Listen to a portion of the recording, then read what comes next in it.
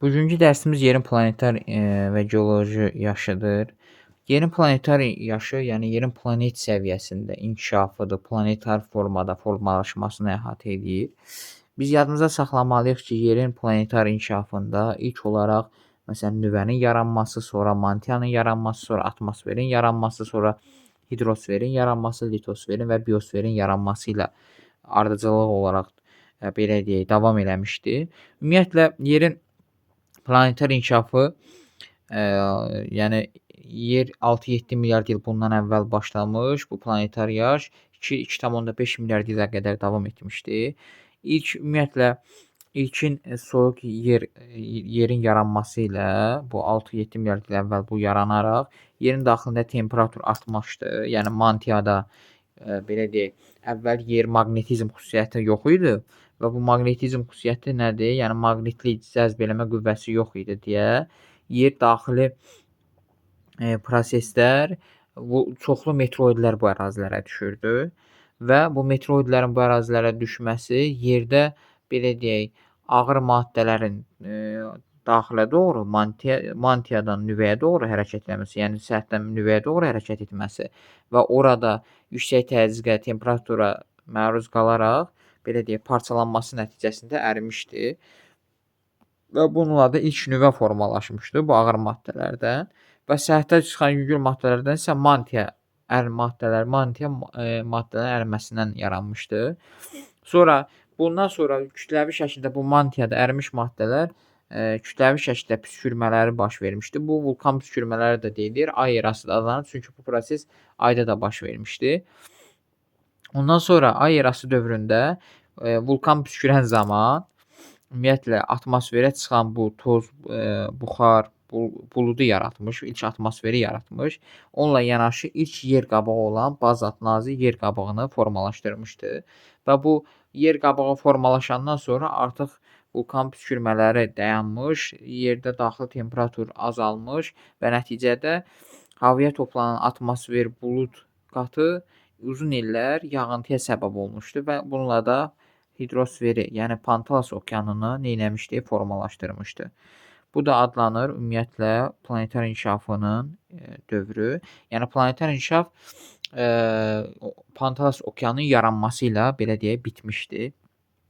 Planetar inkişafın yaşı 6-7 milyard ildən əvvəl başlamış, 2,5 milyard ilə qədər davam etmişdi. Yerin geoloji inkişafı isə artıq bu ilk okean yaranmasından sonra yerin geoloji inkişaf mərhələsi başlamışdı. Bu 4,5 milyard ili əhatə edir. Ümumiyyətlə burada nisbi yaş anlayışı var, mütləq yaş anlayışı var. Bu nədir? Nisbi yaş yatım ardıcılığı, süxurların yatım ardıcılığına əsasən müəyyən olunur. Daha aşağıdakı süxur daha qədim, daha yuxarıdakı süxur daha cavandır. Yəni yatım ardıcılığı budur. Mütləq yaş isə ümumiyyətlə ağır maddələrin, radioaktiv maddələrin parçalanmasına görə təyin olunur. Məsələn, 74 milyon il əvvəl il ərzində ümumiyyətlə 100 qram uranın helium və quruşuna parçalanmasıdır. 1 qram helium və quruşuna parçalanması kimi götürülür. Bundan sonra geoloji yaşda əsasən eralara isə dövrlərə bölünür. 2 eona bölünür. Birincisi olur fanerozoy, digəri isə olur kriptozoy. Kriptozoy gizli həyatdır, fanerozoy isə aşkar həyatdır. Bu dövrə aid tapıntılar daha çoxdur. Deməli, kriptozoya 2 hissəyə bölünür. Arxey və proterozoya. Proterozoyda sonra deməli fanerozoy eonu gəlir. Fanerozoy da özü də paleozoy, mezozoy və kaynozoya aiddir. Onların da dövrləri var. Məsələn, paleozoyda Kembri, Ordovik, Silur, Devon, Daşkömür, Perim belə deyək dövrləri var. Mezozoyda Tiras, Yura, Təbaşir, Kaynozoyda Paleogen, Neogen və Antropogen dövrlərə bölünür. Bunu yadımızda saxlayaq. Hətta qırışıqlıqlarla desək, Baykal qırışıqlığı Proterozoy, Kembri və Ordovikə, Silur, Devon, Kaledon qırışıqlığına, Karbon, Perim, Hersin qırışıqlığına, Tiras, Yura, Təbaşir, Mezozoy, Kembri, Paleogen, Neogen, Antropogen isə Alp, Kaynozoy qırışıqlığına aiddir. Aydındır. Bax, bunları əsasən belə yadda saxlaya bilərik. İndi bax, bu dövrdə hansı hadisələr baş verir? Məsələn, Arxey proterozoy qırışıqlığında qədim qırışıqlıqlar davam edib, yosunlar, bakteriyalar inkişaf edib, onurğasızlar əmələ gəlib Qədim vulkanizmlər artıq başlamışdı. Bakteriyalar və tək hüceyrələr yaranmışdı. Paleozoy erasında yadınızda saxlayın, Pangeya parçalanıb Lavrasiya Gondvanaya. Burada vahid okeanımız olan Pantalasın sahəsi transqressiya, reqressiya, yəni okeanın sahəsinin çoxalması və azalması prosesi baş verib.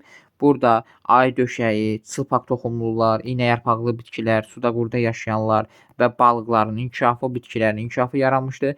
Mezozoyda Lavrasiya Gondvana müasir 2 dənə M var. Müasir materiklər, Pantalas müasir okeanların yaranması, örtülü toxumlular, məməli quşların yaranması, məməlilərin və qədim sürünənlər, dinozavrlar bu dövrdə yaşamış, bu dövrdə belə deyək, məhv olmuşdur ümumiyyətlə. Deməli, burada Kaynozoy erasında hansı hadisələr baş vermişdi? Kaynozoy erasında isə 4-cü dövr buzlaşma, müasir relyefin yaranması, Alp qırışıqlığının başlanması, Cavan dağların yaranması, Tetis okeanın parçalanması, burada bir neçə dəniz var, Aralıq, Qara, Xəzər, Aral dənizləri, bax bunlar bunun parçaları idi. Müasir landşaft, ilk insan və insana bənzər meymunların əmələ gəlməsi və Tian-Şan Altay Sayan dağları yenidən fəallaşması, bax bu kimi hadisələr bu dövrdə baş vermişdi. Bu da bizim yerin geoloji və planetar yaşı ilə bağlı olan əsas dərsimizin izahı idi.